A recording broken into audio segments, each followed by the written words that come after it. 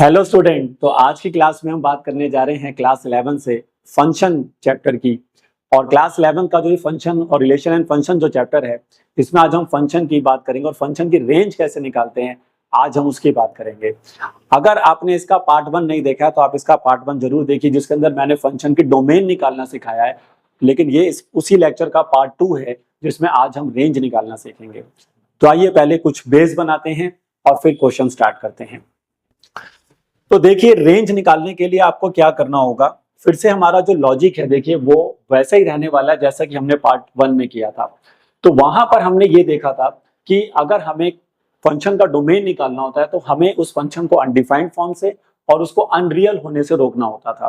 तो हमारे लिए जो दो बेसिक प्रॉब्लम्स होती थी वो कौन सी होती थी, नोट में आप देख सकते हैं। पहला प्रॉब्लम होता था कि डिनोमिनेटर 0 नहीं होना चाहिए, ठीक है। तो हमारा ये कोशिश रहता है कि डिनोमिनेटर आपके फंक्शन का 0 ना हो।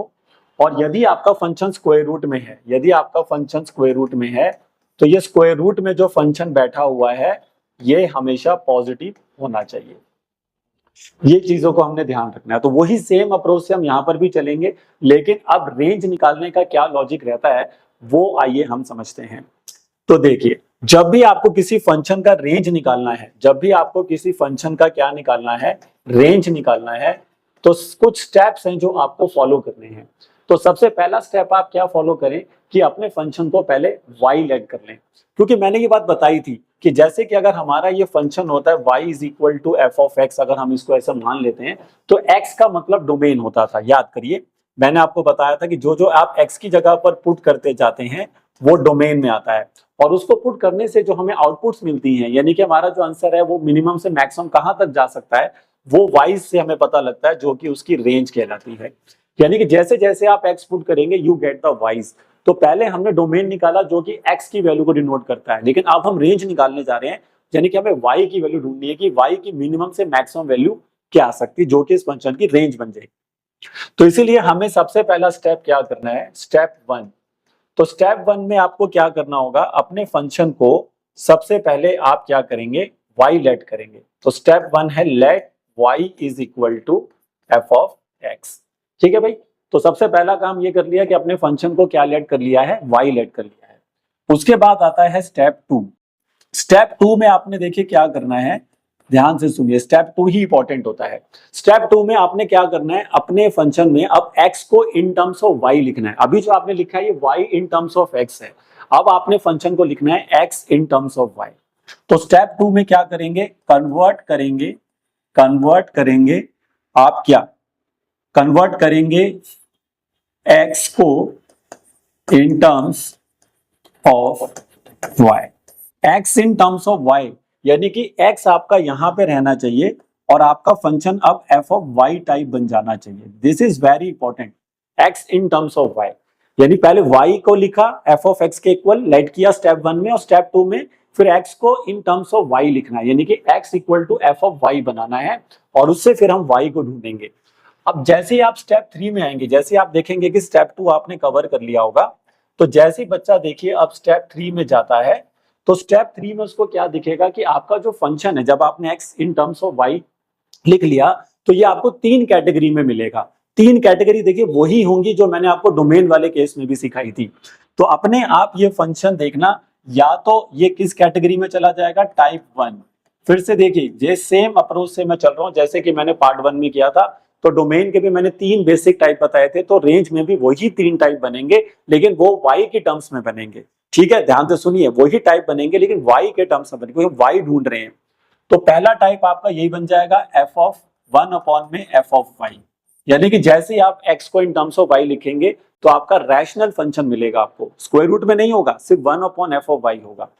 तो इसको बनाने का तरीका वही रहेगा कि आप क्या करेंगे, f ऑफ y को लेंगे और नॉट इक्वल टू 0 रखेंगे, क्योंकि डिनोमिनेटर में 0 नहीं बनना चाहिए।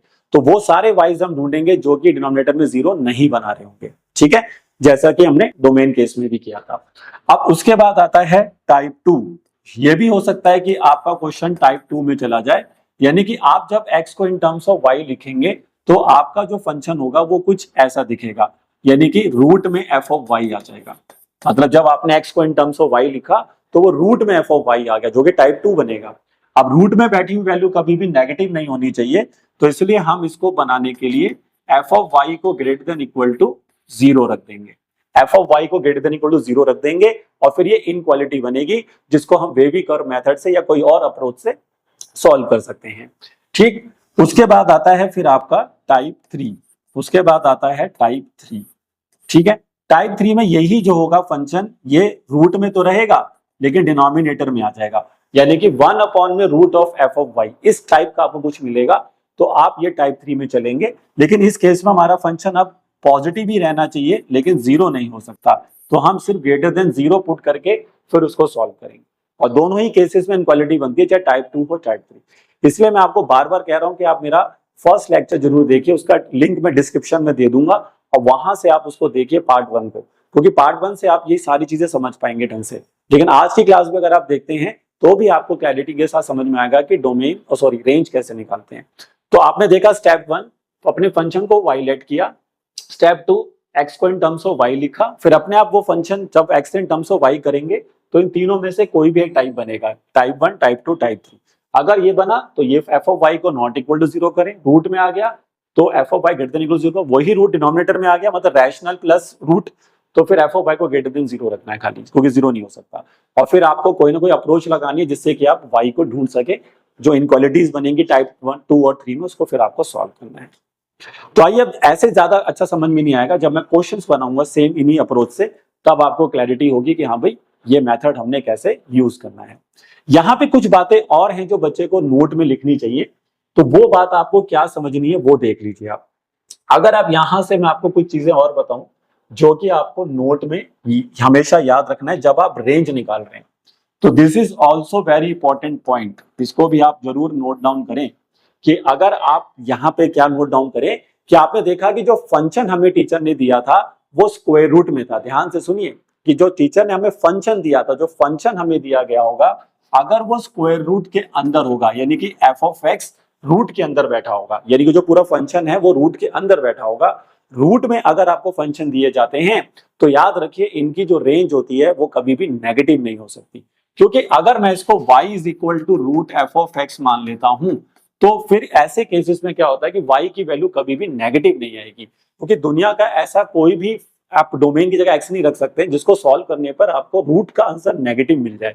तो रूट का आंसर हमेशा पॉजिटिव होते हैं, जैसे रूट 4 होगा तो वो 2 देगा, रूट 9 होगा तो वो 3 देगा। प्लस माइनस का अप्रोच नहीं आएगा, एक बच्चा सोचेगा कि अरे रूट 9 तो प्लस माइनस 3 होता है, लेकिन नहीं, अगर मैं आज इसके सामने यहाँ पर -3 रख दूं तो मेरे पास ऐसी कोई वैल्यू नहीं है दुनिया में जिसका रूट -3 होता होगा। इसीलिए आपको ध्यान रखना है कि स्क्वायर रूट में अगर फंक्शन है तो आपने याद रखिए कि उसका रेंज हमेशा क्या रहेगा, पॉजिटिव। तो ये बात को आपने हमेशा याद रखना है कि फंक्शन अगर स्क्वायर रूट में रहता है तो फिर इस केसेस में इनका रेंज होता है is always positive real numbers. हाँ, उन पॉजिटिव रियल नंबर्स में से भी कौन से नंबर होंगे वो भी हमें देखना होगा, यानी कि सारे हमेशा r प्लस ही आंसर रहेगा, r प्लस नहीं रहेगा, उस r प्लस में भी कौन से हमारे आंसर हो सकते हैं वो भी हमें ढूंढने होंगे। बट इतना ध्यान रखना है कि अगर कोई बच्चा स्क्वायर रूट में कोई फंक्शन है, मान लीजिए एग्जाम्पल के तौर पर मैंने आपको फंक्शन दिया, ये फंक्शन दिया है रूट में x-3, और बच्चा कह रहा है कि इसकी रेंज में नेगेटिव आंसर्स भी आ रहे हैं, तो आप गलत हैं। फिर स्क्वायर रूट के आंसर्स में कभी भी नेगेटिव आंसर्स नहीं आएंगे। इसी तरह से एक और फंक्शन होता है जिसके आंसर्स कभी भी नेगेटिव नहीं हो सकते, मतलब रेंज उसका हमेशा पॉजिटिव रहता है, और वो है मॉडुलस फंक्शन। अगर कोई भी चीज आपको मॉडुलस में दी जाती है तो एक और चीज आपको याद रखनी है कि अगर हमारा फंक्शन मॉडुलस फंक्शन होगा तो मॉडुलस फंक्शन की जो रेंज होती है वो भी पॉजिटिव होती है, क्योंकि अगर मॉडुलस में कुछ लिखा हुआ है, मॉडुलस के अंदर अगर हमने कुछ भी लिखा हुआ है तो याद रखिए उसका भी रेंज हमेशा क्या रहेगा, पॉजिटिव रहेगा। तो ये दो बातें आपको ध्यान रखना है, एक तो स्क्वायर रूट वाले फंक्शंस का रेंज हमेशा पॉजिटिव रियल नंबर्स में आता है, और मॉडुलस वाले क्वेश्चंस भी हैं। और इसी के साथ साथ कोई चीज अगर होल स्क्वायर है, एक और बहुत इंपॉर्टेंट पॉइंट इसमें ऐड कर सकते हैं, यानी कि मैंने आपको 3 कैटेगरी में बता दिया। देखिए तीसरा कैटेगरी में यहां डाल देता हूं। देखिए तीसरा, ये देखिए पहला कैटेगरी हो गया स्क्वायर रूट वाले फंक्शन, दूसरा कैटेगरी हो गया मॉडुलस वाले फंक्शन, और तीसरा कैटेगरी कौन सा हो गया, स्क्वायर वाले फंक्शंस, होल स्क्वायर वाले फंक्शन, यानी कि एफ ऑफ एक्स लिखा और उसके आगे स्क्वायर ऐसा लग जाए, तो ऐसे फंक्शंस का भी रेंज हमेशा क्या होता है, पॉजिटिव नंबर ही होता है। तो ये कुछ चीज, क्योंकि होल स्क्वायर किसी का नेगेटिव नहीं आ सकता, किसी का होल स्क्वायर कभी नेगेटिव रिजल्ट नहीं देता। तो जहां भी आपको लगे कि यार इस चीज का कभी नेगेटिव रिजल्ट नहीं आ सकता है, तो समझ जाइए कि उसकी रेंज में हमेशा पॉजिटिव रियल नंबर्स ही होंगे। तो ये भी बहुत इंपॉर्टेंट पॉइंट है। तो आइए अब क्वेश्चन स्टार्ट करते हैं, जिससे कि और अच्छा हम समझ पाए।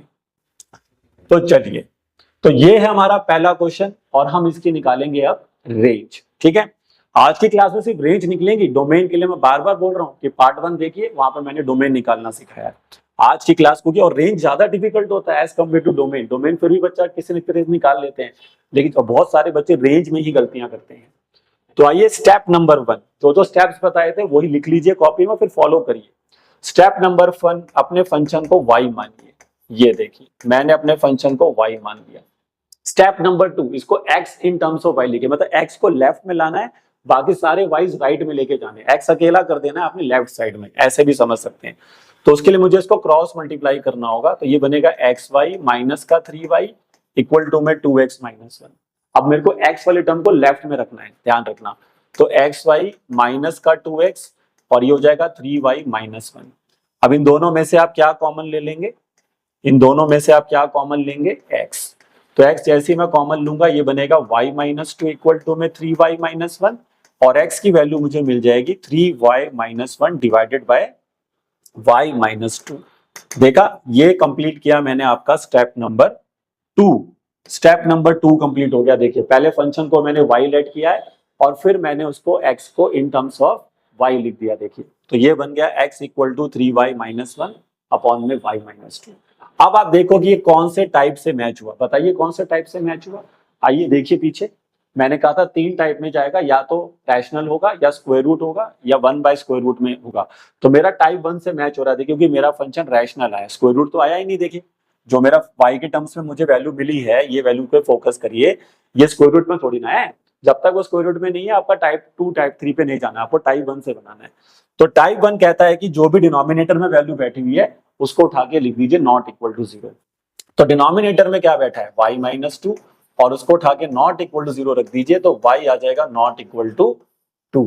यानी कि अब इसकी रेंज आ चुकी है कि इसकी रेंज में सारे रियल नंबर आ सकते हैं, लेकिन 2 नहीं आ सकता है। तो क्या लिखेंगे, इसका रेंज बिलोंग्स टू, ये बिलोंग्स टू का सिंबल होता है, तो इसकी रेंज होगी r माइनस 2। सारे रियल नंबर हो सकते हैं इसकी रेंज में, लेकिन इसकी रेंज में कभी भी क्या नहीं आएगा, 2 नहीं। तो देखा आपने क्या किया, मैंने स्टेप 1 पहले y फंक्शन को लेट किया, क्योंकि हमें y ढूंढने बच्चे, हमें x नहीं ढूंढने। जब हम x ढूंढते हैं वो डोमेन हो जाता है। तो हमने पहले y लेना है, फिर x को इन टर्म्स ऑफ y लिखना है, तो y को ढूंढना है। और वो जो मैंने 3 टाइप बताए हैं, टाइप 1, टाइप 2, टाइप 3, उनमें से एक टाइप लगा देना और y मिल जाएगा आपको फिर। तो ये देखिए, हमारे पास पहला क्वेश्चन सॉल्व हो गया। देखिए, आ रहा है समझ में। चलिए, तो नेक्स्ट चलते हैं अब अगले क्वेश्चन की तरफ और देखते हैं कि उसको कैसे बना सकते हैं। आइए बच्चों, नेक्स्ट क्वेश्चन देखिए, बिल्कुल सिमिलर ही है पिछले जैसा, लेकिन थोड़ा सा फंक्शन अलग है बस। तो कैसे करेंगे, सेम अप्रोच से जाएंगे। सबसे पहले अपने फंक्शन को y मानेंगे, जो कि होगा 2x माइनस 3, डिवाइड में आएगा इसके 3x माइनस 2। अगला स्टेप बोलिए, x को इन टर्म्स ऑफ y लिखेंगे, x को इन टर्म्स ऑफ y लिखेंगे, तो क्रॉस मल्टीप्लाई करेंगे, तो 3xy माइनस का 2y हो जाएगा, और 2x माइनस 3 पहले से ही था। फिर x वाले टर्म्स को एक तरफ शिफ्ट करेंगे, 3x माइनस 2x इधर आ जाएगा, ये 2y में माइनस 3 हो जाएगा, और यहां से क्या कॉमन लेंगे इस बार, सिमिलरली x कॉमन लेंगे। जैसे x कॉमन लेंगे 3y माइनस 1, ठीक है, x कॉमन लिया तो देखिए क्या मिलेगा, 3y माइनस 2 मिलेगा, 3y माइनस 2 मिलेगा। ठीक है, 3y माइनस 2 मिला, और इक्वल टू में क्या आ जाएगा इसके, 2y माइनस 3 आ जाएगा। ठीक है, अब उसके बाद क्या करना है, अब x निकाल लेते हैं। आइए, तो x की वैल्यू आ रही है दोस्तों 2y माइनस 3 डिवाइडेड बाय में 3y माइनस 2 आ रही है। देखिए, x की वैल्यू आ गई है 2y माइनस 3 डिवाइडेड बाय में 3y माइनस 2। ठीक है, अब फिर से देखो, ये टाइप 1 पे चला गया। अब मैंने यही तो देखना है कि कौन से टाइप से मैच हो रहा है, तो टाइप 1 से ही मैच हो रहा है ये भी। तो अगर ये भी टाइप 1 से ही मैच हो रहा है, तो फिर इसका भी डिनोमिनेटर 0 नहीं होना चाहिए। तो डिनोमिनेटर में देखो कौन बैठा है, 3y माइनस 2। तो 3y minus 2 is not equal to 0, तो 3y is not equal to 2, यानी y is not equal to 2/3, y is not equal to 2/3। और आप कह सकते हैं कि इसकी जो रेंज अब हमारे को मिलेगी, उसमें सारे रियल नंबर आएंगे, लेकिन किसको छोड़कर, 2/3 को छोड़। देखा, सेम अप्रोच से बनाया मैंने, बिल्कुल सेम अप्रोच जो मैंने पिछले क्वेश्चन में यूज की थी वही मैंने इस क्वेश्चन में भी यूज करी है। चलें फिर आगे, ठीक है, प्रैक्टिस करना पड़ेगा। देखिए पहले समझ लें और फिर आप प्रैक्टिस करें और इसी अप्रोच से जाएंगे तो क्वेश्चन बने। आज मैं अच्छे से अच्छे क्वेश्चन कराऊंगा आपको, जो आपके एग्जाम में आपको इनमें से पक्का कोई ना कोई मिल जाएगा। ठीक है, आइए नेक्स्ट क्वेश्चन देखते हैं। ये देखिए, ये अच्छा क्वेश्चन है। इस तरह के क्वेश्चन ज्यादातर टीचर पूछते हैं, मैंने इनकी डोमेन पार्ट 1 में डिस्कस कर रखी है। और ये क्वेश्चन में के ऊपर आप स्टार लगा लें, क्योंकि इस तरह के क्वेश्चन जो होते हैं टीचर के ये मनपसंद क्वेश्चन होते हैं। ठीक है, तो आइए इसका अब हम डोमेन और सॉरी रेंज निकालेंगे। अच्छा, अब एक और इंपॉर्टेंट पॉइंट, अभी तक जो फंक्शन आप देख रहे हैं कोई भी फंक्शन स्क्वायर रूट में नहीं था, ना पहला वाला ना दूसरा वाला। ठीक है, लेकिन ये फंक्शन देखिए स्क्वायर रूट में दिख रहा है आपको, ये फंक्शन जो दिया हुआ है स्क्वायर रूट में है। तो मैंने स्टार्टिंग में बात बता दी थी कि जो फंक्शन स्क्वायर रूट में होगा उसका रेंज कभी भी नेगेटिव नंबर्स नहीं होगा। तो इसके रेंज में आपको बस इतना ध्यान रखना है कि नेगेटिव नंबर्स नहीं लिखने हैं आपने। ठीक है, तो आइए देखते हैं कि इसका रेंज क्या आता है। तो सबसे पहले हम अपने फंक्शन को वही सेम अप्रोच से जाएंगे, y लेट करेंगे 9 माइनस एक्स को। पिछली बार x को इन टर्म्स ऑफ y लिखना बहुत आसान था क्योंकि वो रैशनल फॉर्म्स थी, लेकिन इस बार हमारा x रूट में बैठा हुआ है, तो पहले इसको रूट से बाहर लाएंगे। और रूट से बाहर आने का बच्चे एक ही तरीका होता है और वो होता है स्क्वेयरिंग बोथ साइड। तो ये हो जाएगा y square equal to 9 minus x square.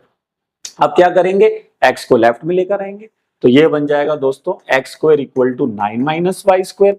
और यहां से अगर आप x किलो निकालेंगे तो रूट में 9 माइनस वाई स्क्वायर आएगी। देखा आपने, रूट में 9 माइनस वाई स्क्वायर आएगी। अब ये बताइए, जो आपका फंक्शन आपको मिला x in terms of y, तो अगर आप इसको मैच करेंगे, देखो मैं आपको ऐसे भी लिख के दिखाता हूं, अगर आप इसे मैच करेंगे तो x is under root of f of y, ये कुछ इस तरह का दिख रहा है। और मैंने कहा था कि जब फंक्शन आपको इस तरह सा दिखेगा तो ये टाइप 2 का क्वेश्चन बन गया। देखिए x equal to root of f of y, तो f ऑफ y को उठा के हम क्या रखेंगे, ग्रेटर देन इक्वल टू 0, क्योंकि ये नेगेटिव नहीं होना चाहिए, इसको स्क्वायर रूट का रिजल्ट हमेशा पॉजिटिव आता है। तो इसीलिए अब इसको उठाइए, कौन, f ऑफ y को उठाइए, यानी कि 9 माइनस वाई स्क्वायर को उठाइए और ग्रेटर देन इक्वल टू 0 रख दीजिए। अब क्या करेंगे सर, अब तो सर वेवी कर्व मेथड लगेगा, क्योंकि इनइक्वालिटी को सॉल्व करना होता है तो वेवी कर्व मेथड से करते हैं। और वेवी कर्व मेथड ये कहता है कि coefficient of highest power, highest degree term जो होती है वो पहले पॉजिटिव करिए। तो उसके लिए आप मेरा पार्ट 1 देख सकते हैं। फिर से मैं बार बार एक ही बात बोल रहा हूँ, क्योंकि पार्ट 1 में मैंने वेवी कर्व मेथड को भी एक्सप्लेन किया था। तो अब यहाँ पर आप क्या करेंगे, पहला तो काम ये होगा कि y का जो स्क्वायर का कोएफिशिएंट है उसको पॉजिटिव करेंगे। तो उसके लिए मुझे माइनस कॉमन लेना पड़ेगा, तो ये y square minus 9 greater than equal to 0 होगा। और जैसे ही आप यहाँ से माइनस साइन हटाएंगे तो साइन ऑफ इनइक्वालिटी चेंज हो जाएगा। याद करिए, साइन ऑफ इनइक्वालिटी चेंज हो जाता है क्योंकि जब हम माइनस से दोनों तरफ या तो मल्टीप्लाई करेंगे या डिवाइड करेंगे माइनस को हटाने के लिए, क्योंकि यहाँ से माइनस कैसे हटेगा, या तो आप -1 से दोनों तरफ मल्टीप्लाई करो या -1 से दोनों तरफ डिवाइड करो। ठीक है, तो जब भी हम नेगेटिव नंबर से बोथ साइड इनइक्वालिटी में डिवाइड या मल्टीप्लाई करते हैं तो हमें साइन ऑफ इनइक्वालिटी चेंज करना होता है। अब इसको करेंगे फैक्टराइज, क्योंकि फैक्टर बनाएंगे इसके, तो y माइनस 3 और y plus 3 is less than equal to 0। फिर मैंने क्या कहा था, ये जो फैक्टर्स बनते हैं इनको आपने प्लॉट करना होता है, किसके अंदर, आपको प्लॉट करना होता है नंबर लाइन पे, इनकी जो वैल्यूज आती हैं जिनको हम क्रिटिकल पॉइंट्स भी कहते हैं। ठीक है, तो ये हमारे पास आ गया माइनस इन्फिनिटी और ये आ गया हमारे पास प्लस इन्फिनिटी। तो फर्स्ट फैक्टर से हमें 3 मिल रहा है और दूसरे से हमें -3 मिल रहा है। आप याद करिए, वेवी कर्व मेथड में क्या सिखाया था कि राइट मोस्ट में हमेशा पॉजिटिव लगाना है, राइट मोस्ट में हमेशा पॉजिटिव लगाना है। तो देखिए राइट मोस्ट में पॉजिटिव लगा दिया। अब देखना होता है कि हर फैक्टर की डिग्री ऑड है कि इवन है। तो देखिए ऑड है, दोनों फैक्टर का डिग्री ऑड है, इसके भी पावर 1 है, इसकी भी पावर 1 है। डिग्री का मतलब होता है बच्चे पावर से, हाईएस्ट पावर से। तो y -3 का भी डिग्री 1 है और y प्लस 3 का भी डिग्री 1 है। तो डिग्री जब दोनों का 1 है, ऑड है, तो मैंने कहा था ऑल्टरनेट प्लस माइनस चला दो। तो यहां पर भी आप ऑल्टरनेट प्लस माइनस चला दीजिए, तो ये होगा माइनस, ये होगा प्लस। पहले इंटरवल में और राइट मोस्ट पे प्लस लगाना होता है, और जो बाकी इंटरवल है उसमें आप ऑल्टरनेट प्लस माइनस चला देंगे और उससे आपका आंसर बन जाएगा।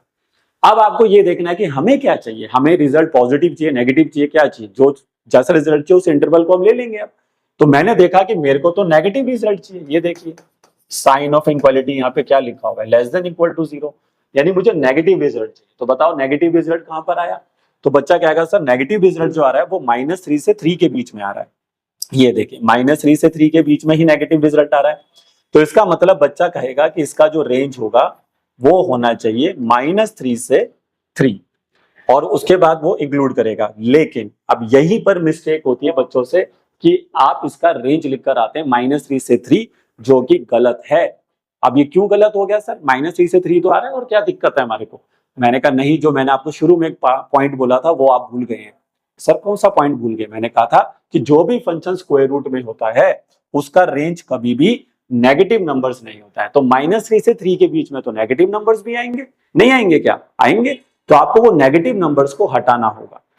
तो -3 से 3 के बीच में यहां से देखिए कि -3 से 3 आ रहा है, मतलब -3 से 3 आ रहा है, बट हमें वही साथ साथ इधर से भी देखना होता है कि y क्या हो सकता है। ये नहीं है कि आंख बंद करके आंसर लिख देना है, आपको अपने फंक्शन के ऊपर भी ध्यान से देखना होता है कि अच्छा मैंने अपना फंक्शन लिखा हुआ है y इक्वल टू रूट में 9 - x², तो क्या ये y की वैल्यू नेगेटिव आ सकती है कि नहीं आ सकती है, ये भी सोचना पड़ता है। तो इसलिए रेंज थोड़ा सा ट्रिकी होता है कि सीधा सीधा कहानी नहीं चल जाती है, हर चीजों को हर तरीके से सोचना पड़ता है, तब हम उस क्वेश्चन का फाइनल रेंज बना सकते हैं। तो यहां पर अगर आप देखेंगे तो अब ये -3 से 3 के बीच में जो नेगेटिव वैल्यूज हैं, तो मैं लिख भी रहा हूं यहां पे, देखिए we have to remove all negative values between -3 to +3। तो -3 से +3 के बीच में जो भी नेगेटिव वैल्यूज हैं आप उन्हें हटाइए।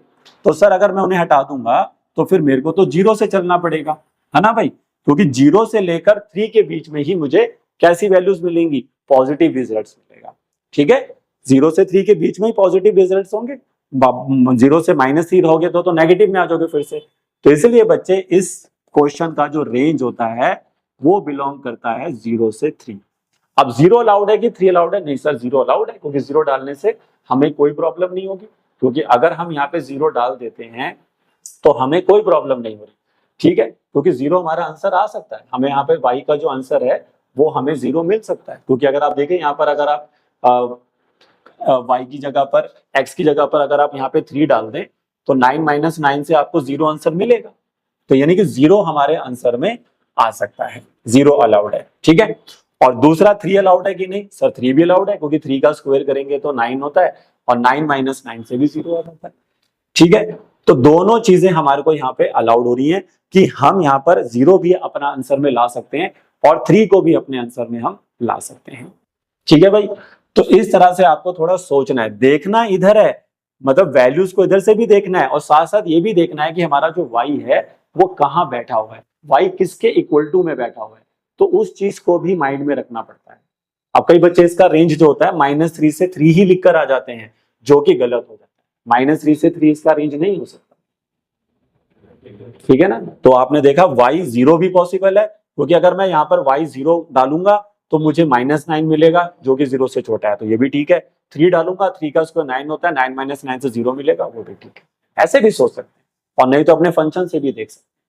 तो इसलिए इस फंक्शन का रेंज होता है 0 से 3 क्लोज इंटरवल, 0 से 3 क्लोज इंटरवल।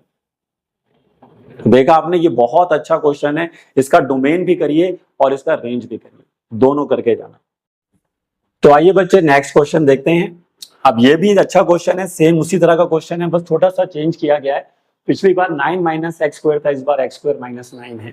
ठीक है, लेकिन अप्रोच सेम रहेगी। तो सबसे पहले अपने फंक्शन को y लेट करेंगे, सेम अप्रोच से जाते जाइए, फटाफट स्क्वायरिंग बोथ साइड करेंगे ताकि x को इन टर्म्स ऑफ y लिख पाए। ये देखिए, और जैसे ही आप यहां से x² निकालेंगे तो आपकी वैल्यू आएगी y² + 9, और x की वैल्यू जो इन टर्म्स ऑफ y मिलेगी y² + 9। अब ये फिर से टाइप 2 से मैच हुआ है, तो टाइप 2 से मैच हुआ है तो f ऑफ y को यानी कि y² + 9 को उठा के लिख देंगे > 0। लेकिन अब देखिए पिछले क्वेश्चन में और इस क्वेश्चन में क्या फर्क है।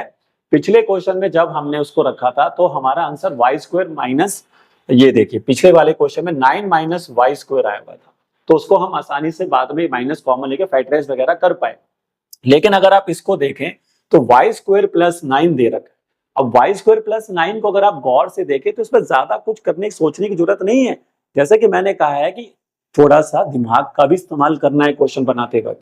तो भाई अगर तुमसे कोई पूछा जाए कि y² कैसा नंबर होगा, तो बच्चा कहेगा सर y का स्क्वायर, मतलब स्क्वायर, आपने बोला था स्क्वायर हमेशा पॉजिटिव रहते हैं, तो मतलब ये वैल्यू हमेशा पॉजिटिव रहेगी, और 9 तो पहले से ही पॉजिटिव है, तो अब भाई सोचो कि एक पॉजिटिव वैल्यू में एक पॉजिटिव वैल्यू को आप जोड़ रहे हैं भाई, वाई स्क्वायर पॉजिटिव, 9 पहले से पॉजिटिव, पॉजिटिव पॉजिटिव जुड़ेगा तो पॉजिटिव ही रहेगा मेरे भाई। तो दुनिया का ऐसा कोई वाई नहीं है जो उसको नेगेटिव बना दे। अरे भाई कोई वाई बता दो दुनिया का जो मैं यहाँ रख दूं और जिसकी वजह से इसका आंसर नेगेटिव आ जाए भाई, ये जो टर्म है नेगेटिव हो जाए। तो सर ये नहीं हो सकती नेगेटिव, यानी कि सर इसके अंदर कोई भी वाई डल सकता है, कोई भी वाई डल सकता है, यानी कि आप ये कहना चाह रहे हैं कि इसका जो रेंज आने वाला है वो आर आने वाला है। मैंने कहा नहीं, छोटी सी गलती कर रहे हैं। आर तो ठीक है, सोचा कि वाई तो कुछ भी डल सकता है, लेकिन फिर अपने फंक्शन की शक्ल भी तो देख लीजिए, ये शक्ल क्या कह रही है उसकी, भाई सुन लीजिए ना उसकी बात भी। तो वो कह रहा है कि भैया हम तो y बराबर है रूट में एक्स स्क्वायर माइनस 9, और सर आपने कहा था कि रूट की वैल्यू का आंसर हमेशा क्या रहता है, पॉजिटिव रहता है, यानी y का रिजल्ट आएगा हमेशा पॉजिटिव। तो ठीक है, r नहीं लिख सकते हैं, r प्लस लिखना, r नहीं लिख सकते हैं, क्या लिखना होगा, r प्लस लिखना होगा। तो इसलिए इसका रेंज r नहीं होता है दोस्त, r प्लस होता है। ऑल पॉजिटिव रियल नंबर्स आप इसमें ले सकते हैं। हाँ, इसमें जीरो भी इंक्लूड होगा, ठीक है, जीरो भी इंक्लूड होगा इसके अंदर, क्योंकि अगर हम x की जगह पर यहाँ पे 3 डाल देंगे तो 3 का स्क्वायर जो होता है 9 माइनस 9 जीरो रिजल्ट दे सकता है। y की वैल्यू जीरो आ रही है, कोई दिक्कत। तो आई होप आपको समझ में आएगा। ये पिछले वाले क्वेश्चन जल्दी बन गया क्योंकि अप्रोच थोड़ा सा अलग हो गया इस क्वेश्चन में, तो इस तरह से भी सोचना पड़ेगा, ठीक है। रेंज थोड़ा सा ट्रिकी है, लेकिन सोचेंगे समझेंगे जरूर बनाएंगे। चलिए अगले क्वेश्चन पे आ जाते हैं। अगला क्वेश्चन भी देखिए, क्वेश्चन मेरा वही चल रहा है 9 माइनस एक्स स्क्वायर, बस उसके रूप बदलते चले जा रहे हैं, कभी ऊपर कभी नीचे कभी आगे पीछे। तो आइए अब इसको बनाते हैं। तो सेम अप्रोच से चलना है। देखिए देखो ये क्वेश्चन अब किसी भी फॉर्म में आ सकता है आपको, ठीक है, किसी भी फॉर्म में आ सकता है। कोई भी 9 जगह कोई और नंबर भी हो सकता है, 16 हो सकता है, 25 हो सकता है, 4 हो सकता है, ठीक है। बट जनरली यहाँ पर टीचर आपको जो देते हैं वो हमेशा परफेक्ट स्क्वायर ही देते हैं, ठीक है, ताकि बच्चा फैक्टराइज आसानी से कर ले। तो लेट हमारे पास आ गया फिर से भाई, वाई को लेट मारिए, ये देखिए। आप क्या करेंगे सर, वही approach, find x in terms of y. तो उसके लिए मैं इसको पहले इधर भेज दूंगा, देखिए ये टर्म को इधर मैंने भेज दूंगा, स्क्वायरिंग तो करना ही है, अब कर देते हैं स्क्वायर। तो जैसे ही मैंने इसको स्क्वायर किया तो ये बन गया 9 माइनस एक्स स्क्वायर अपॉन में 1 अपॉन वाई स्क्वायर। अब एक्स को इन टर्म्स ऑफ वाई लिखेंगे, थोड़ी सी मेहनत ज्यादा है इधर। तो आप देखिए ये बन जाएगा सॉल्व होने पर x square equal to 9 minus 1 upon में वाई स्क्वायर, यही तो बनेगा, x square equal to 9 minus 1 upon y square. और इसका अगर हम एलसीएम ले लेते हैं, इसका अगर हम क्या ले लें, एलसीएम ले लें, तो ये बन जाएगा भाई 9 वाई स्क्वायर माइनस 1 अपॉन में वाई स्क्वायर। तो एक्स की वैल्यू अब आपको मिलेगी 9 वाई स्क्वायर माइनस 1 अपॉन में वाई स्क्वायर, ये वैल्यू आएगी भाई। देखिए थोड़ा सा अब देख सकते हैं कि कॉम्प्लेक्स सा वैल्यू आ गया है। अब इसका हमें यहाँ पे सोचना है कि ये कौन से टाइप से मैच हो रहा है। तो अगर आप ध्यान से देखिए ये रूट में तो है, मतलब टाइप 2 का तो क्वेश्चन दिख ही रहा है, लेकिन साथ साथ ये रैशनल भी है। साथ साथ इसके साथ एक और दिक्कत है कि ये रैशनल भी है। लेकिन इस सिचुएशन में मैं आपको एक चीज बताता हूं, देखो एक और चीज मैं आपको बताता हूं कि जो वाई स्क्वायर है, देखो नीचे वाली जो टर्म है ना, देखो उस पर हमें गौर करने की जरूरत है ही नहीं। ऐसा क्यों सर, मैंने कहा वाई का स्क्वायर तो सर हमेशा ही पॉजिटिव रहेगा।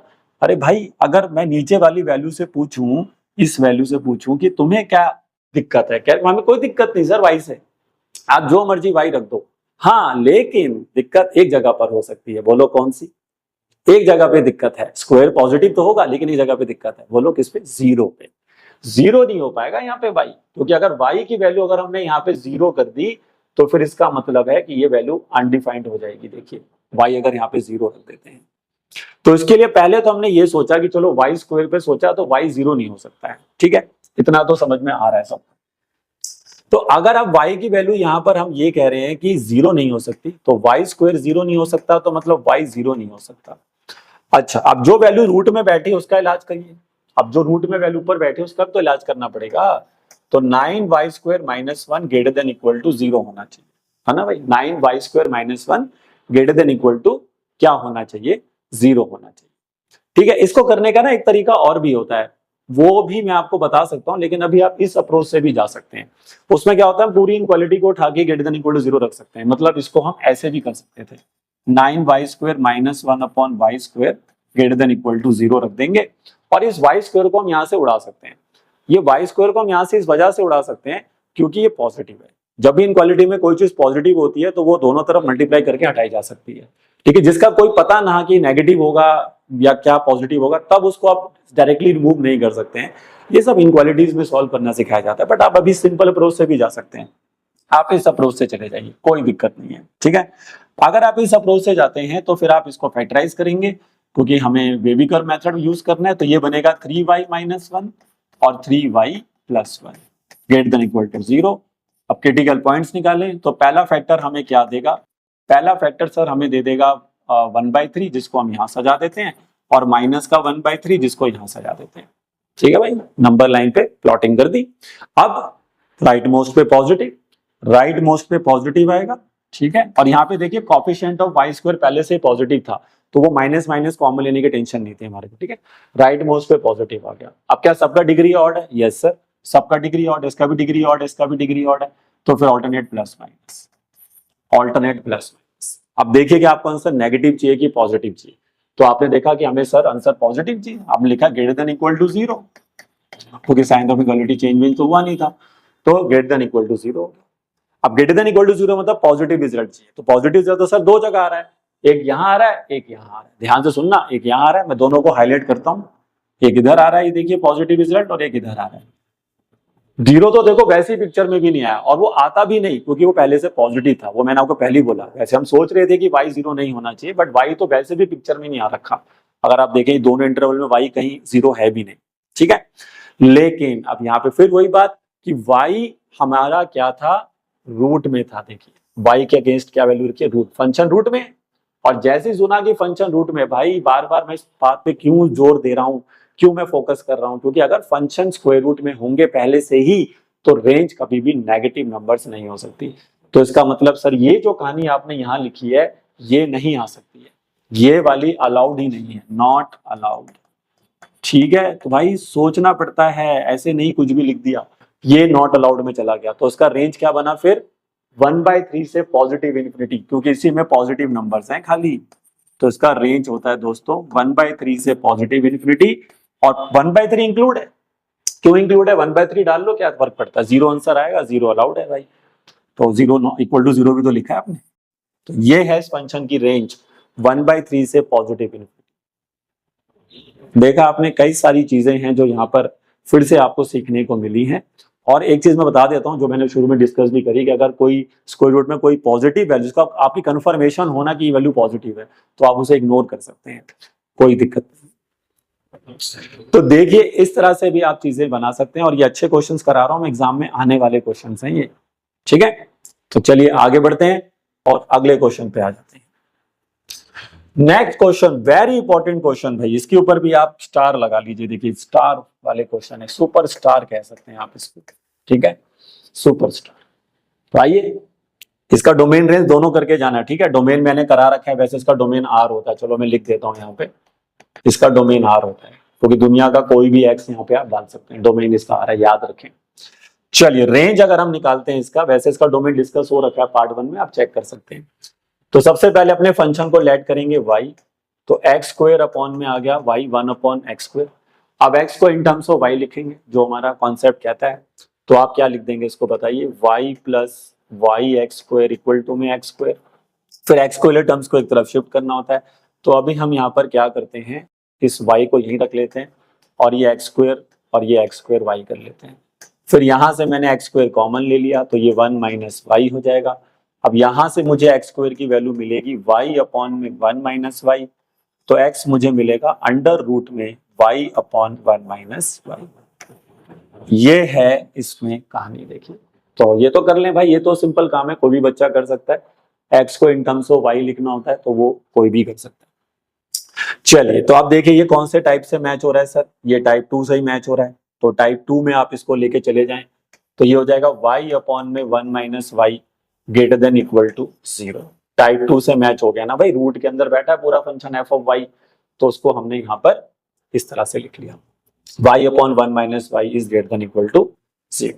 लेकिन अगर अब मैं वेवी कर्व मेथड के साथ यहाँ पे जाता हूँ, तो वेवी कर्व मेथड ये कहता था कि जो भी फैक्टर्स हैं जो भी फैक्टर, यहाँ पे दो ही फैक्टर दिखने, ऊपर एक y है, नीचे 1 माइनस वाई है। देखिए 1 माइनस वाई में y का जो कॉफिशिएंट है वो नेगेटिव है, तो उसको आप पहले पॉजिटिव कर लेंगे।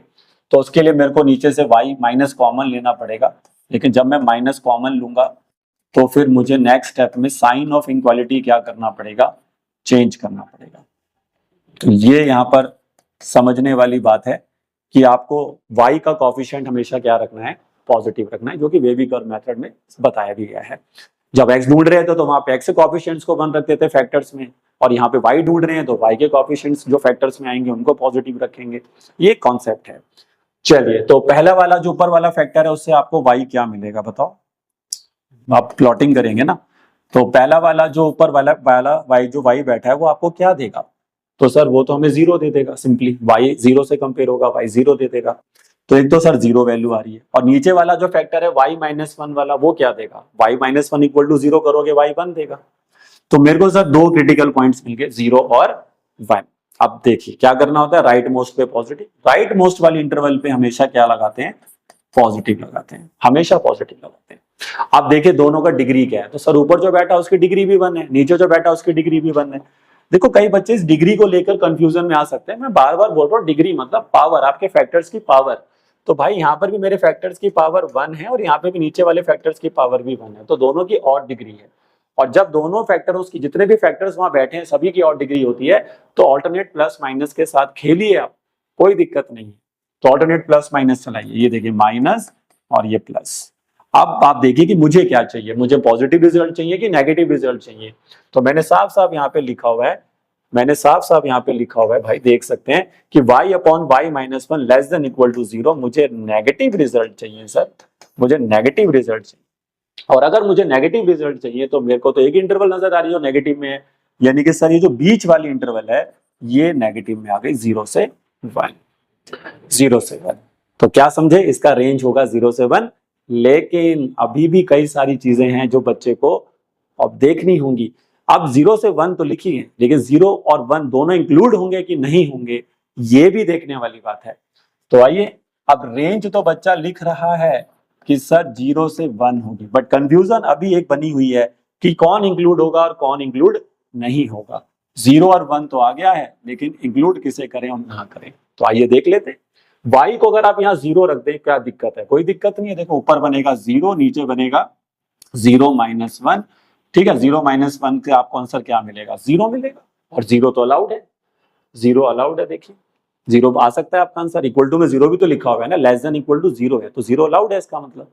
तो इसका मतलब है कि y 0 तो हो सकता है सर, तो यानी कि इसके आगे लगाओ क्लोज इंटरवल, जिसको हम यहाँ पे सॉलिड डॉट से भी दिखाते थे, याद करिए।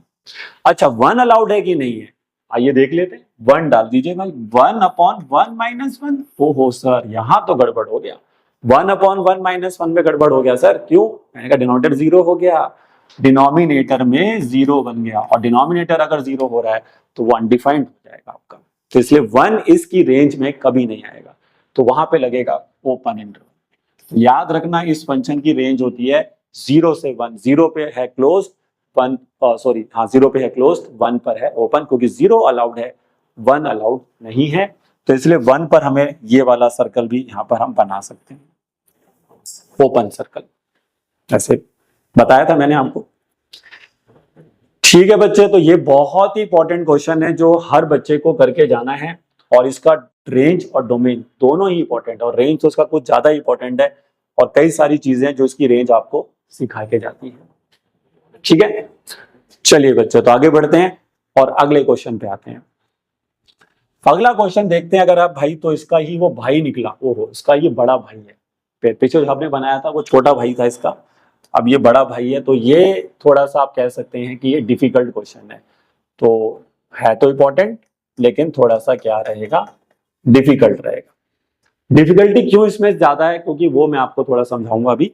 आइए देखिए, अगर मैं इस फंक्शन में लेट करता हूं पहले इसको y, तो ये y बराबर मेरे को देगा x upon 1 plus x square.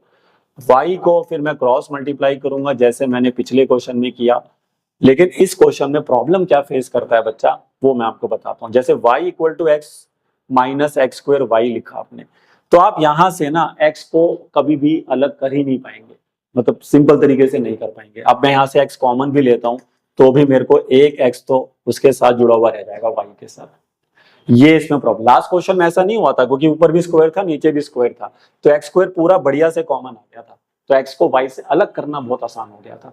लेकिन इस क्वेश्चन में एक्स को वाई से अलग करना आसान नहीं होता है, इसलिए इसकी अप्रोच टोटली डिफरेंट होती है। देखिए क्या करेंगे, अब यहाँ पर हम वाई के टर्म्स में एक क्वाड्रेटिक इक्वेशन बनाएंगे। तो सर ये क्या बोला आपने वाई के टर्म्स में, और सॉरी एक्स के टर्म्स में, वाई के टर्म्स में नहीं एक्स के टर्म्स में, एक्स के टर्म्स में क्वाड्रेटिक इक्वेशन बनाई जाती है यहाँ पर, ये आपने इस क्वेश्चन के अंदर ध्यान रखना है। तो कैसे बनाएंगे आप देखिए, ये तो ऑलरेडी एक्स स्क्वायर वाई है और ये प्लस का वाई है ना, और ये माइनस का एक्स है, तो इसको माइनस वाले एक्स को इधर ले आओ, तो ये बन जाएगा माइनस का x plus y equal to में 0। अब इस इक्वेशन को ध्यान से देखो, तो ये इक्वेशन आपको दिखेगी quadratic equation in terms of x. आप इसको ऐसे कंपेयर करेंगे, देखो ये हो गया ए एक्स स्क्वायर फिर प्लस का b x plus c equal to में 0। तो आप कहेंगे सर ए का काम कर रहा है वाई, बी का काम कर रहा है -1 और सी का काम भी कर रहा है वाई। तो ये है इस क्वेश्चन को बनाने की अप्रोच, क्योंकि यहाँ पे एक्स को वाई से अलग करना आसान नहीं है। तो अब यहाँ पर हम लगाएंगे क्वाड्रेटिक फॉर्मूला, तो क्वाड्रेटिक फॉर्मूला के अकॉर्डिंग चलेंगे तो ये हो जाएगा एक्स, फिर याद करिए क्या फॉर्मूला होता है, minus b plus minus root में आएगा बी स्क्वायर माइनस 4ac और डिवाइड में इसके आता है 2a। अब जो आपने एबीसी निकाले थे वो आप पुट कर सकते हैं, तो b की जगह पर आप रखेंगे -1 और उसके बाद आप b स्क्वायर करेंगे, तो b का स्क्वायर मतलब -1 का स्क्वायर हो जाएगा, और उसके बाद 4 इंटू ए आएगा, a हमारे लिए y था और c हमारे लिए क्या है, c हमारे लिए यहाँ पे क्या है, c हमारे लिए y है, c भी हमारा y है देखिए, और डिवाइड में 2 इंटू ए आएगा जो कि y है। तो फाइनली x आपको मिलेगा 1 प्लस माइनस रूट में 1 माइनस 4y स्क्वायर अपॉन में 2y। देखिए भाई ये थोड़ा सा अलग लेवल पे चला गया आपका क्वेश्चन, क्योंकि मैंने शुरू में ही बताया था, क्योंकि इसमें x को y से अलग करना आसान नहीं हुआ। अब क्या करें सर, अब देखिए सर इसमें बड़ी देखना पड़ेगा आपको बहुत अच्छे ढंग से। आप देखो, एक तो चलो थोड़ा बहुत ये आइडिया लग रहा होगा कि यहाँ पर आप देखिए रूट वाली टर्म है तो ये पॉजिटिव रखनी पड़ेगी ऊपर वाली टर्म्स को, तो इतना तो समझ में आ रहा है कि ये root of f of y type दिख रहा है। तो पहले इसका इलाज कर लेते हैं। तो अगर मैं 1 माइनस 4y स्क्वायर को उठा के ग्रेटर देन इक्वल टू 0 रखूंगा, वो मुझे रखना होगा क्योंकि स्क्वायर रूट में जो वैल्यू वैल्यू बैठी होती है वो कभी नेगेटिव नहीं होनी चाहिए। अब मैंने देखा कि coefficient of y square negative है, तो पहले उसको पॉजिटिव कर लेते हैं, तो 4y square -1 less than equal to 0 हो गया। ये डायरेक्टली आप स्टेप कर लो, देखो मैं काफी टाइम से कर रहा हूँ ये। तो 4y स्क्वायर -1 करते साइन ऑफ इक्वालिटी चेंज हो गया क्योंकि मैंने माइनस कॉमन लेके उसको हटाया है। अब सर क्या करेंगे, अब सर वही, अब इसको फैक्टराइज करेंगे। तो अगर अब मैं इसको यहां से फैक्टराइज करता हूं तो ये बन जाएगा 2y -1 और 2y + 1 और ये बन जाएगा लेस देन इक्वल टू 0। उसके बाद आप देखेंगे तो नंबर लाइंस पर आपकी दो वैल्यूज आएंगी इस बार, एक फैक्टर आपको हाफ दे रहा है, एक वेक्टर आपको -हाफ दे रहा है। तो उन वैल्यूज को फिर आप यहाँ पे पुट करेंगे, तो ये बनेगा आपका -हाफ, ये बनेगा आपका +हाफ। राइट मोस्ट पर आप पॉजिटिव लगा देंगे, जो राइट मोस्ट इंटरवल होती है उस पर पॉजिटिव लगा दीजिए। अब सबकी डिग्री ऑड है, देख लीजिए इसका भी डिग्री ऑड है, इसका भी डिग्री ऑड है, तो ऑल्टरनेट प्लस माइनस चला दीजिए। अब आपको नेगेटिव चाहिए कि पॉजिटिव चाहिए, आप ये देखिए सर हमें तो नेगेटिव चाहिए, तो नेगेटिव रिजल्ट सर बीच वाले इंटरवल में आ रहा है, ये वाली इंटरवल आप देख सकते हैं आपको नेगेटिव रिजल्ट दे रही है। तो कहीं ना कहीं बच्चा सोचेगा कि इसकी जो रेंज होगी वो होगी -हाफ से हाफ, ठीक है। तो इसकी रेंज अगर आप देख सकते हैं तो हमें मिल रही है -हाफ से हाफ, और हाफ डालने से हमें कोई दिक्कत नहीं है क्योंकि हाफ डालेंगे तो दोनों साइड पर आपका जो आंसर है वो 0 आ जाएगा, और 0 अलाउड भी है क्योंकि इक्वल टू 0 भी लिखा हुआ है, और इसका मतलब दोनों यहाँ पर इंक्लूड भी हो जाएंगे। तो ये है इस क्वेश्चन की रेंज अगर आप देखें -हाफ से हाफ। लेकिन एक बच्चे ने हाथ खड़ा किया, शायद आपके दिमाग में भी ये बात आई होगी, आपने भी सोचा होगा कि अरे सर रुकिए तो सही। मैंने कहा क्यों रुकिए, कह रहा है सर ये नीचे वाला जो y था इसको तो आपने इग्नोर ही कर दिया है, ये जो नीचे y बैठा था अगर ये सर 0 हो जाए तो ये तो अनडिफाइंड नहीं हो जाएगा। y को यदि बच्चा यहाँ 0 रख दे, इस y की जगह पर अगर बच्चा 0 रख दे तो क्या ये फंक्शन की x की वैल्यू अनडिफाइंड हो रही है क्या, ये सोचने वाली बात है। हो रही है सर, x की वैल्यू अनडिफाइंड हो रही है, लेकिन प्रॉब्लम क्या है कि इस फंक्शन का जो डोमेन होता है वो देखिए क्या है। अरे सर इसका जो डोमेन है वो तो ऑल रियल नंबर है, क्योंकि दुनिया का कोई x इसको 0 नहीं कर सकता। इस फंक्शन का जो डोमेन होता है ना बच्चे, वो आर है। अब इसका डोमेन अगर आर है तो इसका दुनिया का कोई भी एक्स इसको अनडिफाइंड फॉर्म में नहीं ले जा सकता। तो जब इसका एक्स हमेशा ही डिफाइंड है तो फिर यहाँ पर वाई जीरो नहीं हो सकता, फिर क्योंकि अगर वाई जीरो हो रहा है तो एक्स अनडिफाइंड हो रहा है, बट हम कह रहे हैं कि एक्स तो हमेशा डिफाइंड है, एक्स तो हम कुछ भी रख सकते हैं, इसका डोमेन ऑल रियल नंबर है। और आप यहाँ पे देख भी सकते हैं, यदि आप यहाँ पर x की जगह देखना चाहें कि y यहाँ पे जीरो अलाउड होगा कि नहीं, तो होगा। अगर आप यहाँ पे x की जगह पे जीरो डाल दो, इस फंक्शन में जाओ और x की जगह पे जीरो डाल दो, तो क्या मिलेगा आपको, y is equal to 0/1 + 0 which is 0। तो y तो जीरो हो रहा है भाई, और ये कह रहा है कि y जीरो नहीं होगा, लेकिन ऐसा नहीं है। ठीक है, कुछ चीजें होती हैं जो हमें थोड़ा सोच, मैंने कहा था हर चीज इधर से नहीं आएगी, कुछ चीजें उस फंक्शन से भी आएंगी, तो आपने बार बार उस फंक्शन को भी देखना है वो क्या कह रहा है। सिर्फ इसी पर ही सिर्फ मत चले जाइए, इनक्वालिटी सॉल्व किया और उसको देखा भैया यही हमारा आंसर है, जैसा जैसा जनरली डोमेन में हो जाता है, डोमेन में जो इनक्वालिटी कहती है वही सच होता है, लेकिन यहाँ पर जो इनक्वालिटी कहती है वो हमेशा सच होगा ऐसा जरूरी नहीं होगा। आपको अपने फंक्शंस को भी देखना होगा। तो ये फंक्शन खुद में कह रहा है कि y जीरो पॉसिबल है, इसलिए मैंने इसकी रेंज -हाफ से हाफ लिखी है। कई बच्चे इसका रेंज -हाफ से हाफ लिखते हैं पर जीरो अलाउड नहीं करते हैं, जो कि गलत होता है। यहाँ पे इसकी रेंज में जीरो आता है, इस बात को आपने ध्यान रखना है। तो याद रखें कि इसकी रेंज में जीरो इज अलाउड, यानी कि y की वैल्यू जीरो हो सकती है। देखा आपने, था ये अच्छा क्वेश्चन, तो देखा मैंने, तो यही चीज है, धीरे धीरे आप चीजों को सीखना चालू करें। क्वेश्चन ही सिखाता है बच्चे, जितना ज्यादा आप मैथ्स में प्रैक्टिस करें, तभी मैं क्लास में बोलता रहता हूँ, जितना ज्यादा आप प्रैक्टिस करेंगे क्वेश्चन क्या क्या सिखा जाएगा वही है। अब एक बच्चा 5 क्वेश्चन बनाता है, 10 बनाता है, 20 बनाता है, 100 बनाता है, तो 100 वाला जो बच्चा है, नहीं तो 100 क्वेश्चन किए एक चैप्टर के ऊपर, वो बहुत कुछ सीख चुका है, वो उसने कई चीजें सीख ली, नई नई चीजें सीखता चला जाएगा वो, और फिर बाद में वो पेपर में भी वो क्वेश्चन को बना पाता है जो कि उस समय सोचने पड़ते हैं। लेकिन जो बच्चे कम प्रैक्टिस करते हैं, बस मुश्किल से हर चैप्टर के 10-12 क्वेश्चन कर लिए हैं और सोच रहे हैं कि अब हम हर तरह का क्वेश्चन कर सकते हैं, नहीं हो सकता ऐसा। तो क्वेश्चंस बनाते रहिए, बनाते रहिए, बनाते रहिए, यही मैथ्स है और कुछ मैथ्स नहीं। चलिए बच्चे, तो आगे बढ़ते हैं और अगले क्वेश्चन पे आते हैं।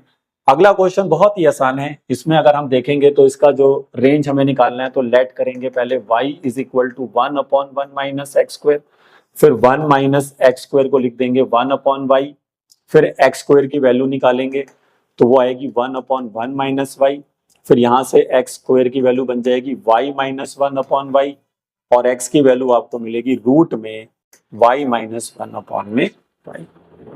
ठीक है भाई, वही चीज कर रहे हैं, y को लिया, फिर x को इन टर्म्स ऑफ y लिखना था तो वही किया, 1 - x² लिखा, फिर x² निकाला तो ये 1/y बना, ये सारा सॉल्व होके ऐसा आ गया। अब ये स्क्वायर रूट में बैठा हुआ है तो भाई ये पॉजिटिव रहना चाहिए, तो y - 1/y greater than equal to 0। अभी तो किया था सेम, इसी अप्रोच से हमने क्वेश्चन पीछे बनाया भी था।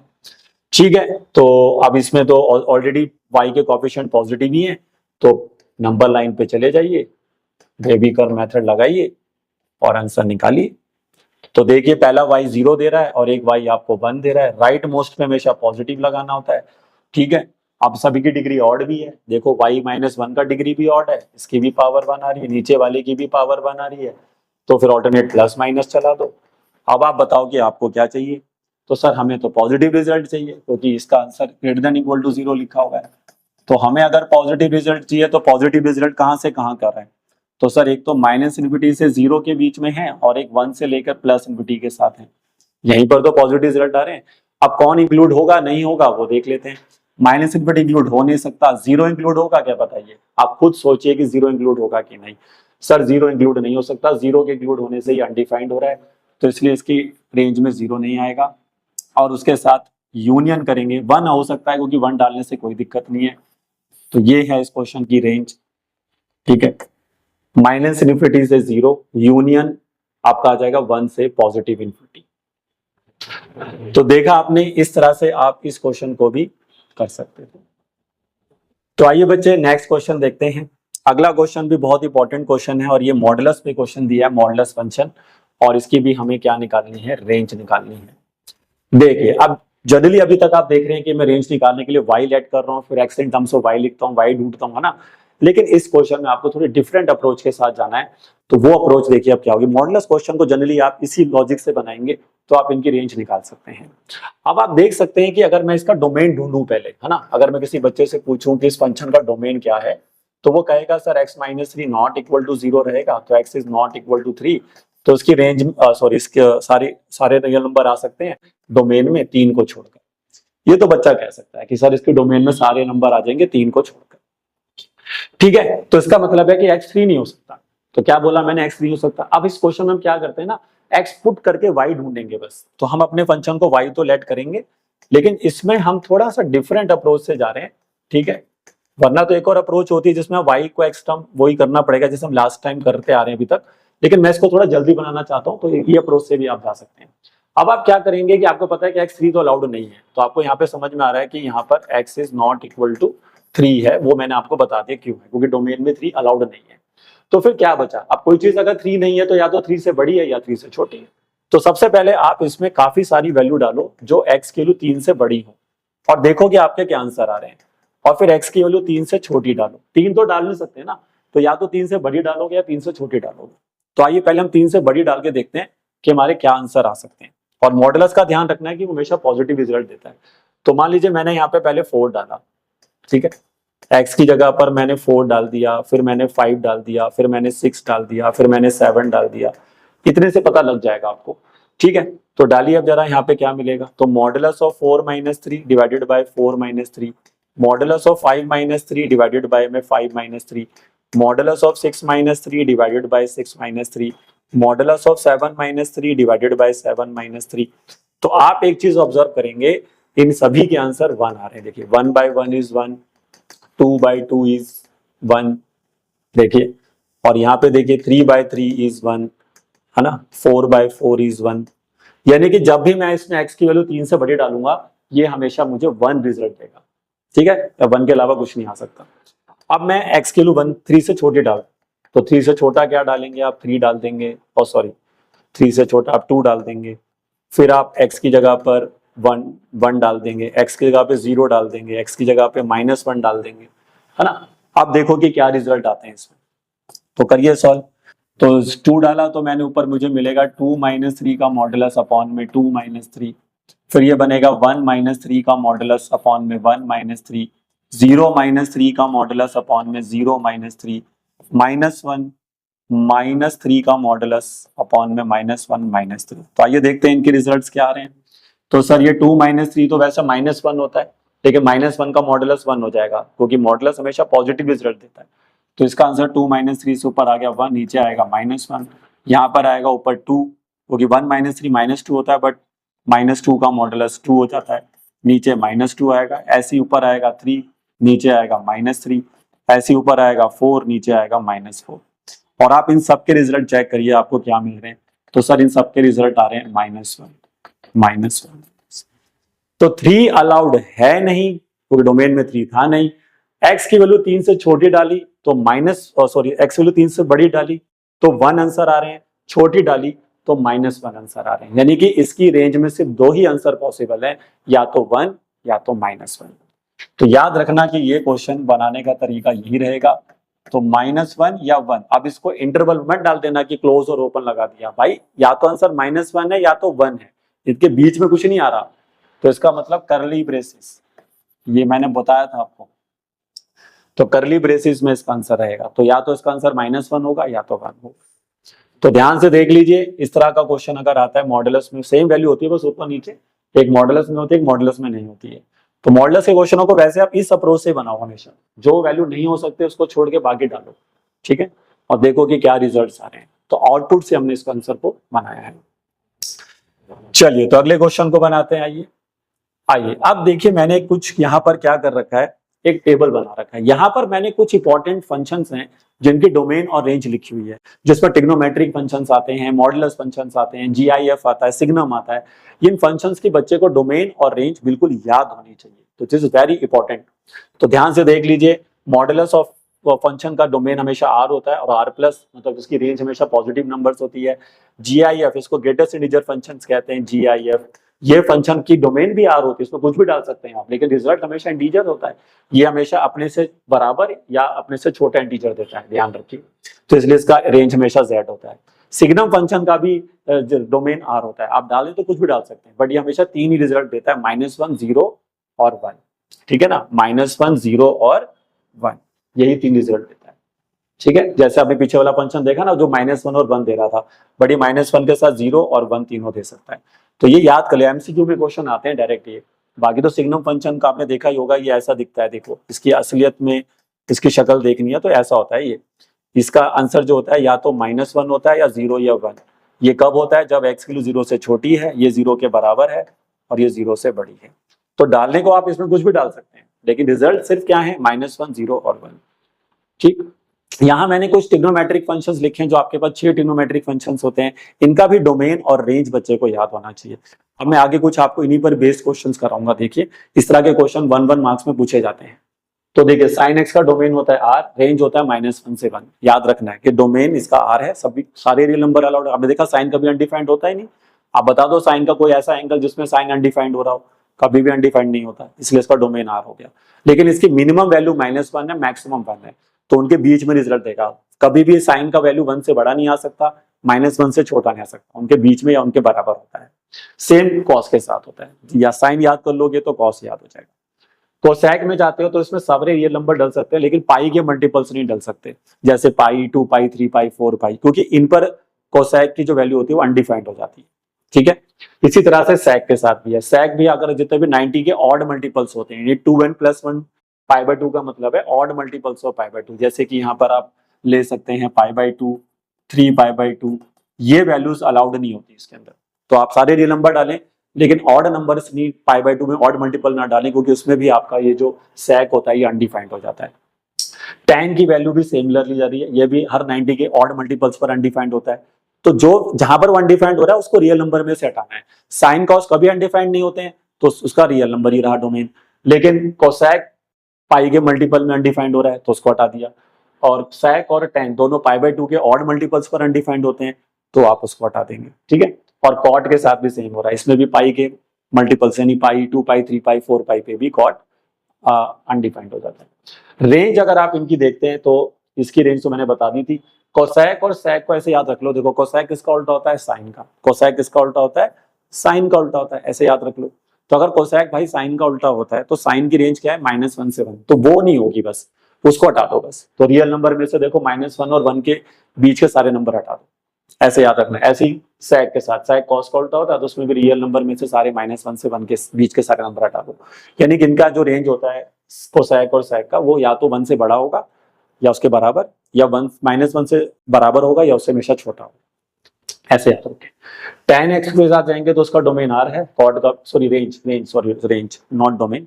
tan का भी रेंज आर है, कॉट का भी रेंज आर है, तो ऐसे याद रखें। इनके रेंज में कोई भी रियल नंबर आ सकता है।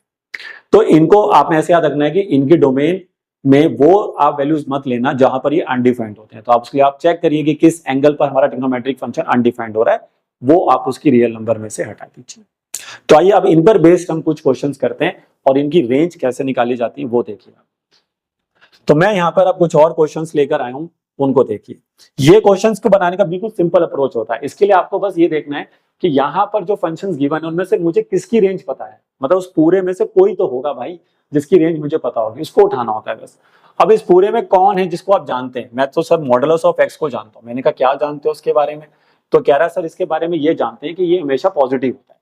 तो मतलब आप इसको लिख देना modulus of x greater than equal to 0, क्योंकि मॉडुलस ऑफ एक्स हमेशा पॉजिटिव होता है। अच्छा अब देखो क्या करना है, जैसा आपका फंक्शन दिख रहा है वैसा बनाना है। क्या बोला? जैसा आपका फंक्शन दिख रहा है वैसा बना दो, जैसा दिख रहा है वैसा बना दो, ठीक है। तो क्या क्या दिख रहा है सर? इसके आगे 3 दिख रहा है, तो भाई 3 से इंटू कर लो दोनों तरफ। अब दोनों तरफ 3 से इंटू करोगे तो 0 तो 3 से इंटू के 0 ही रहेगा भाई।